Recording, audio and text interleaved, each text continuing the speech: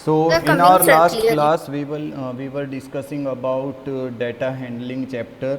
Data Yes, handling, sir. this is the chapter we were doing in our last class. Sir Actually नहीं we आ रहा have sir आपका discussed sound. about, so in data handling we have discussed about two topics. One is about telemarks table, हमने एक discuss किया था how to draw a telemarks table, and the other thing we have discussed about is pictograph, how to draw a pictograph and how to interpret sir the your data voice of is a not coming pictograph. Sir. So this thing we have already discussed. Okay ये दो चीज़ें हम discuss कर चुके थे अपनी last class में, telemarks के बारे में और पिक्टोग्राफ, कैसे हम इंटरप्रेट करते हैं data from a pictograph. So after these two topics that we have already cleared in our last class, now we will be discussing about, अब हम डिस्कस करेंगे about our new topic. And you must have seen the screen pattern is change today. आज की class के लिए मैंने screen का जो पैटर्न है वो चेंज किया है. You know why? Because today the topic we are going to discuss is bar graph. Okay, and you must have seen a graph paper. तुम सब ने ग्राफ पेपर देखा हुआ है, वो कुछ इसी तरह का दिखाई देता है जैसे मैंने यहाँ पे ड्रॉ किया हुआ है. ये जो मैंने स्क्रीन चूज की हुई है ना, थोड़ी अलग टाइप की जिसमें लाइंस हैं. और अदर डेज पे जो मेरी स्क्रीन होती थी वो किस टाइप की होती थी? वो ऐसी वाइट स्क्रीन पे पढ़ाता था ना मैं. But today I am having something Plain. Different. So this is why, because today we are going to study about bar graph. Okay, हम graphs के बारे में पढ़ेंगे. And in this thing we will be studying about two things. One is how to draw, कैसे draw करना है bar graph. First thing is this one we will be studying. And the second thing we will be studying about is how to interpret the data. Okay, so these are the two things we will be studying. First is we have written how to draw a bar graph. एक bar graph कैसे draw किया जाता है. Okay, this is the first thing. The second is how to interpret the data. Data कैसे interpret किया जाता है किसी बार ग्राफ से, द डेटा. दो चीज़ें हम पढ़ेंगे, ठीक है. तो चलो स्टार्ट करते हैं. सबसे पहले हम सीखेंगे how to draw a bar graph. एक बार ग्राफ को ड्रॉ कैसे करते हैं. देखो, मान लो मैं एक छोटा सा एग्जाम्पल लेता हूँ. Suppose I am taking one example. We are having some classes 6th A, 6th B, 7th A, 7th B. Okay, ये हमारे पास कुछ क्लासेज हैं 6th A, 6th B, 7th A, 7th B. और इनमें कुछ स्टूडेंट्स पढ़ते हैं. Number of students in 6th A में मान लो है 50, 6th B में मान लो 45, 7th A में हमारे पास स्टूडेंट है 40 और 7th B में हमारे पास है मान लो, इसमें भी चलो 40 कर देते हैं, मान लो इसमें भी 40 हैं. Okay, by using this data, देखो ये हमारे पास एक डेटा है, इसको यूज करके हम लोगों को बनाना है एक बार ग्राफ. हमारे पास क्या दिया हुआ है? क्लास दी हुई है. Different classes are given 6th A, 6th B, 7th A, 7th B. उन क्लास में कितने बच्चे हैं वो भी हम लोगों को मिला हुआ है कि कितने कितने बच्चे हैं. So how to draw the bar graph, that we will learn. देखो, सबसे पहले हमें चाहिए होता है एक ग्राफ पेपर. जैसे मान लो ये मेरे पास ग्राफ पेपर है, हम उस पर दो लाइन ड्रॉ करते हैं. एक लाइन करते हैं वर्टिकली ड्रॉ, ये हमारी वर्टिकल लाइन है, ठीक है, इसको हम वाई एक्सिस भी बोल देते हैं. और एक लाइन हम ड्रॉ करते हैं हॉरिजॉन्टल, ठीक है. एक पॉइंट ऑफ इंटरसेक्शन भी रहता है इन दोनों में, जहाँ पे ये दोनों लाइन मिलती हैं. ये हमने किया. एक लाइन हमने वर्टिकल ड्रॉ की, ये वाली, इसको हम वर्टिकल लाइन वाई एक्सिस भी बोल देते हैं. और ये हॉरिजॉन्टल लाइन है जो लेटी हुई है, इसको एक्स एक्सिस बोलते हैं, ठीक है. अब देखो करना क्या है. You will write units. यहाँ पे तुम लिखोगे नंबर ऑफ स्टूडेंट्स.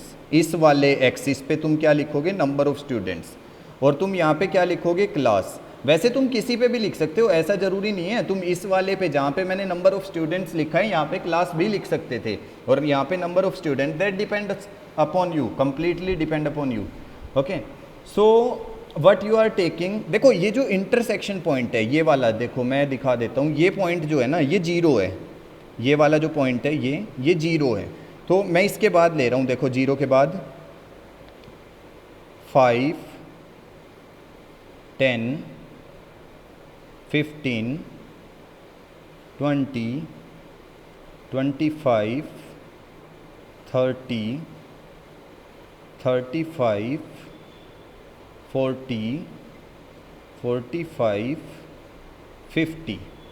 ठीक है, अब तुम ये सोच रहे होंगे कि सर आपने 5 का ही टेबल यहाँ पे क्यों लिया, आपने 2, 3 या 7 का क्यों नहीं लिया।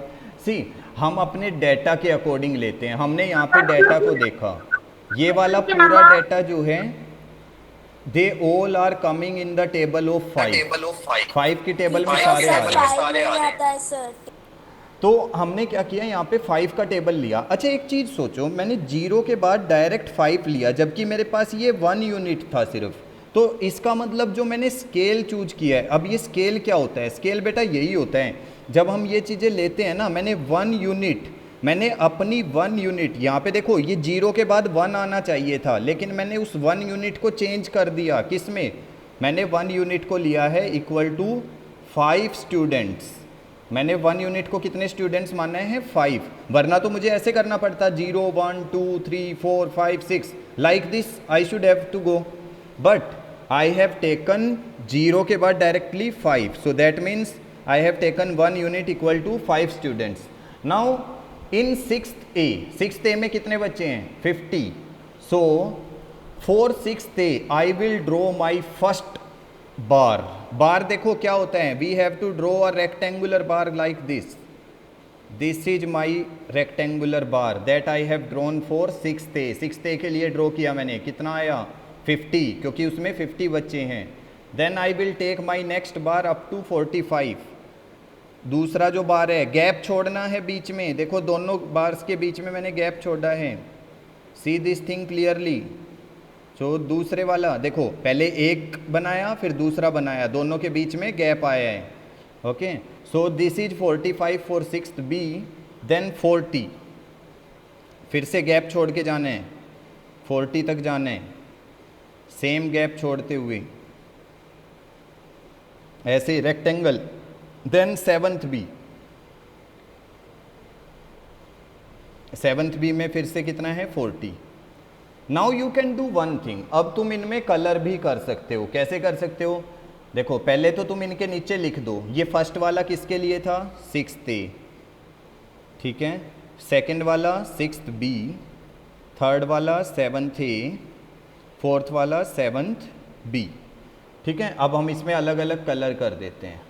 देखो जैसे मान लो ये हो गया 6th A, ये हो गया 6th B, 7th A, then 7th B, ये वाला। ठीक है, तो हमने अलग अलग कलर से रिप्रेजेंट कर दिया और ये हमारा कंप्लीटली क्या हो गया, what we have drawn, we have drawn a bar graph. हमने बार ग्राफ ड्रॉ किया।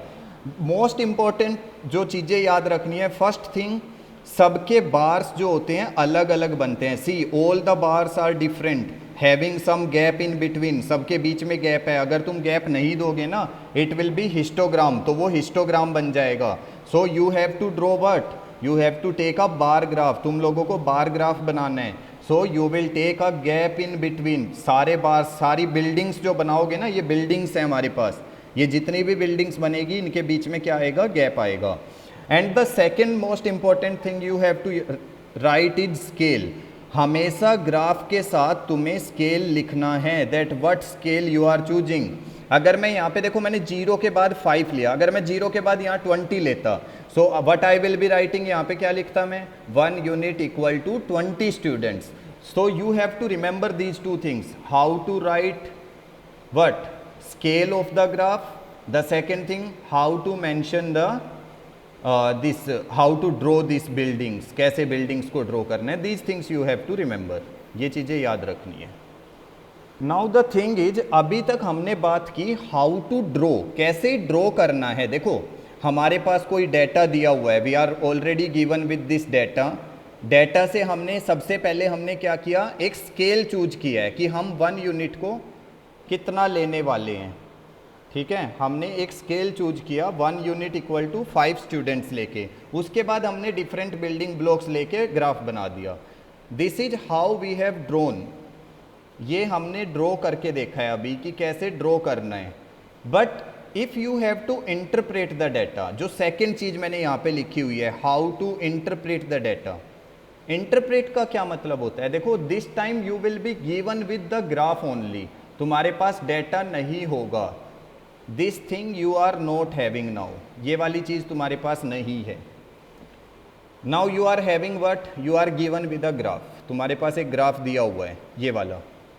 यू हैव टू इंटरप्रेट, तुम्हें इस ग्राफ को रीड करना है, you have to read the graph.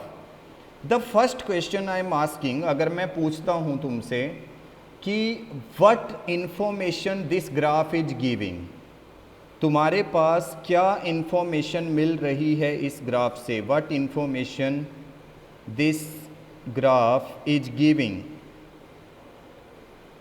क्या इंफॉर्मेशन मिल रही है? So what you will be writing? You are going to write in the answer, see what information this graph is showing. You will be writing, this graph is showing number of students in the classes 6th A, 6th B, 7th A and 7th B.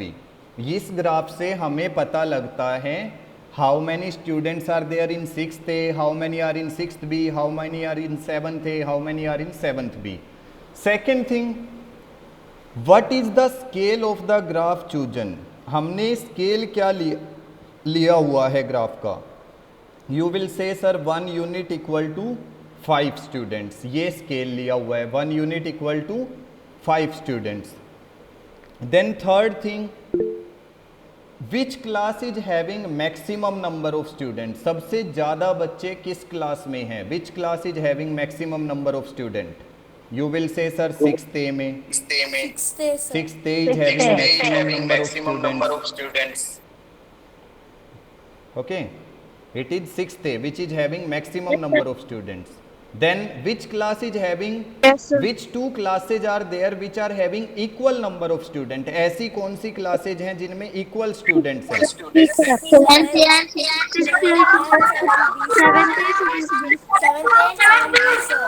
A and 7th B. So you will be answering 7th A and 7th B are the two classes which are having equal number of students.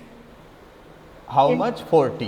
Okay, so this thing you have to remember. देखो, ऐसे हम graph से क्या कर सकते हैं? Data interpret कर सकते हैं। हम कोई भी graph, whenever we are given with any kind of graph, we can see the graph, we can answer the questions based on the graph. This thing is known as what? Interpretation of data. इसको बोला जाता है interpretation of data from the graph. Okay, so you have to remember, याद रखना है कैसे draw करना है, फर्स्ट थिंग, कैसे डेटा इंटरप्रेट करना है, second thing. These things you have to remember for sure. Okay, let us take one more example. एक और एग्जांपल लेते हैं। Suppose we are given with year and population of a city, year and population. Okay, so suppose this kind of data we are given with in 1998 में population हमारे पास थी मान लो 80,000। फिर 2000, in the year 2000 population is 1,20,000। okay, then in 2002 it is 1,40,000। इन 2004 में फिर से 1,40,000। Okay, and then in 2006 it is 1,80,000। Okay, this is the population graph we are given with. सोचो ये हमारे पास डेटा है, we are given with the data in the year 1998 में 80,000 population, 2000 में किसी सिटी में। First thing, what scale we will be choosing to draw the graph? When we will be drawing the bar graph for this one ना, we will be choosing a scale of 20,000। देखो, पहले मैं एक line draw कर लेता हूँ straight. इसको थोड़ा ऊपर भी एक्सटेंड कर देता हूँ। अब मैं एक और लाइन ड्रॉ करता हूँ on the other axis.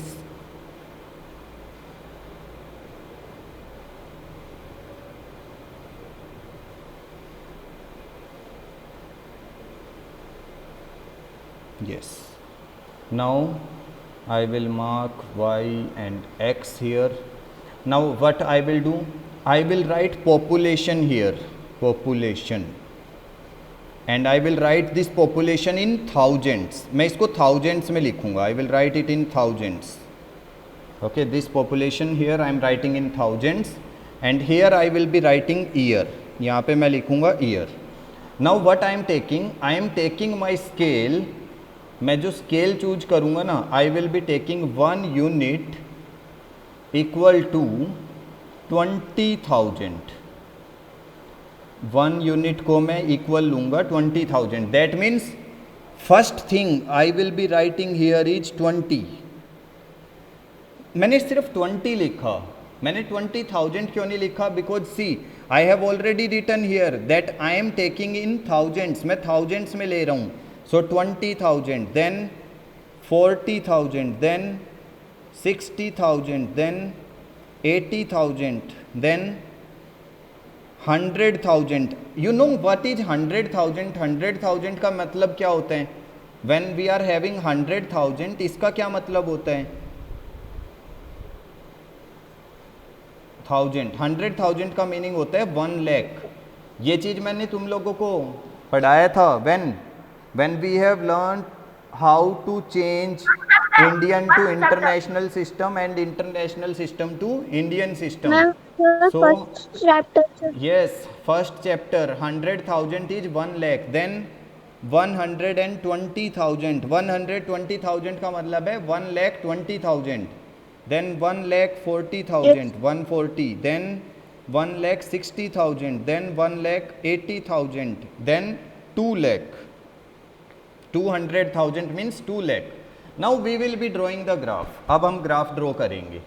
So the first rectangle that I will be taking, it will going from 0 to 80,000. ये जाएगा 0 to 80. Then the second one that I will be taking is, ये कहाँ पे जाएगा? 1,20,000 तक. It will go up to 1,20,000. The third one I will be taking is, it will go 1,40,000.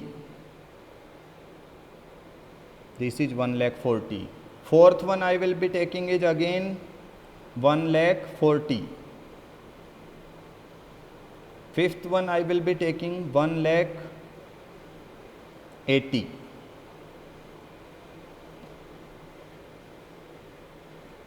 This one 1,80,000.